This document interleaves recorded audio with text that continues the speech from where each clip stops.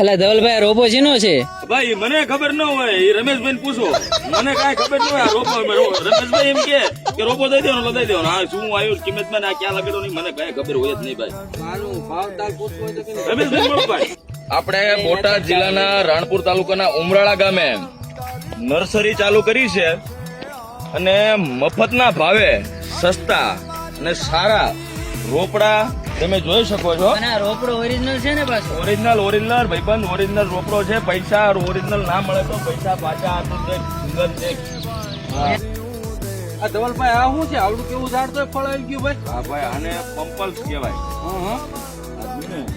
ફળ આવડું થાય એટલે ફળ આવવાનું ચાલુ થઈ જાય.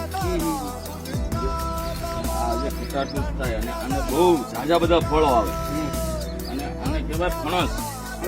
હા આ વૃક્ષ ઈ ખટાટુસ વૃક્ષ થાય.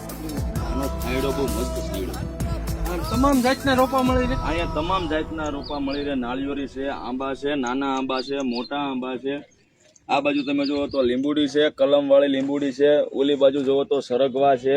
ભાઈ આ રોપા ભાઈ કઈ પ્રકારના શો પીસમાં કામ લાગશે? ભાઈ આ તમારે છે ને ગાર્ડન બનાવવું હોય, મકાનને સુશોભિત માટે શણગારવું હોય તો એના માટે છે. એક ચૂરા છે, કાયફર છે, મધુમાલી છે, જુઈ છે, મોગરા છે.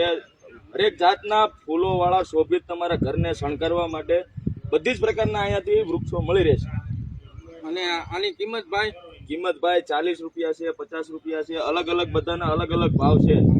તમે એકવાર મુલાકાત લો, તમને જોઈ જાઓ, તમને ગમશે જરૂર. તમારા ઘરને સુશોભિત કરવા માટે ફૂલ જરૂરી છે.